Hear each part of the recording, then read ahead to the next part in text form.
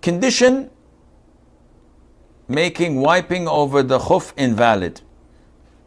Meaning that if I have my wiping over the khuff, when does it become invalid? Number one, when taking a bath becomes obligatory. What do you mean? See, wiping over the socks is permitted only to uplift a minor impurity, ritual impurity. So only for wudu I can wipe over the socks. But if I had a nocturnal emission, if I had intimacy with the missus, this means I'm in a major ritual impurity. This can only be done or uplifted by performing ghusl. And I cannot wipe on my socks in ghusl. I have to take them off. So immediately this invalidates the wiping. You have to take them off and wash your feet throughout the process. Number two, it says if any part of the feet is exposed. And this is ambiguous. So you may not need to correct this.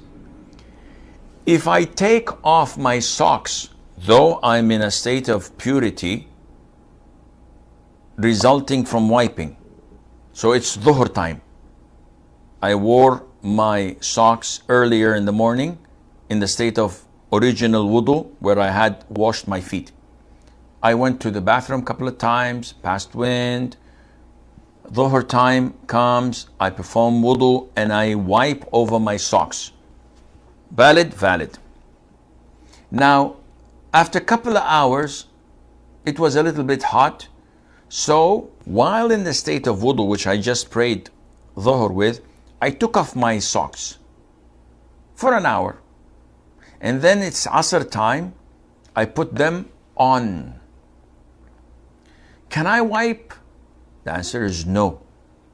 Why? Because now in the second time where I had put them on, did I put them on in the state of an original wudu or in the state of a wudu resulting from wiping? No, the answer is I wiped for dhuhr. In this case, you cannot wipe again. You have to wash your feet because you took off your socks. And this means that you interrupted the condition, which is to put them on in the state of an original wudu. Taking them off does not mean that your wudu is invalid. It's still intact until you break it. But you cannot put the socks again and wipe over them unless you have an original wudu from the beginning, from the start. Number three, taking the khuffs off, we spoke about that. Number four, so what's the difference between 2 and 3? Number 3 is about taking the khuff off. And this means that you cannot wipe again. Number 2 is referring to having some of the skin exposed, whether through a hole or a see-through socks, as some jurors, the majority of jurors say that if it's a see-through, let me rephrase that. They say if it's a see-through socks, this does not allow you to wipe over that. But Shaykh ibn Uthaymeen and others say, no, this is totally bogus. Anything that you wear on your foot, the concession was made to make life easier. So whether it's a see-through or not, whether it's leather or nylon, then there's no problem in that. So number 2 is referring to seeing or exposing part of the organ. Number 3 is taking it all off. And number 4, the lapse of the time limit. And we've gone through that also, that if it is over, you cannot wipe, but you still can perform salat.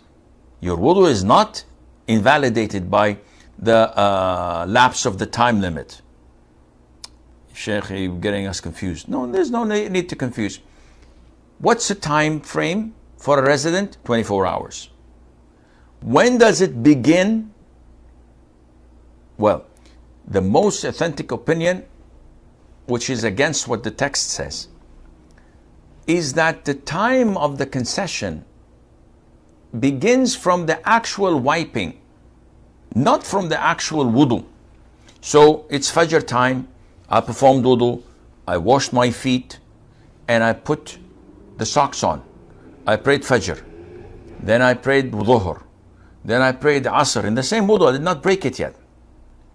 Maghrib time, I went to the bathroom, answered the call of nature, and then performed wudu and wiped over my socks. This is when the time begins. So I have from this Maghrib to the following day's Maghrib. So I prayed Isha, Fajr, Dhuhr, Asr. Maghrib time, I was before the call of Maghrib in the state of wudu. I prayed Maghrib, Isha, I prayed Isha. I don't have to take off my socks and perform wudu because I'm still having my wudu of wiping before Maghrib, before the time was over. And if I stayed all night long and I prayed Fajr with the same wudu, there's no problem in that, inshallah. Starting time, I've gone through this. Yeah. So the textbook doesn't explain it the way I did, because some jurors say that the time starts from the actual wudu, not the actual wiping. And the most authentic opinion is that no, you may pray Fajr, Dhuhr, Asr, Maghrib, Isha in the same actual wudu that you washed your feet in and you did not wipe, and the time doesn't start. And then in Fajr time, you start your first wiping on the khuff. This is when the 24 hours begins. And Allah Azza wa Jal knows best.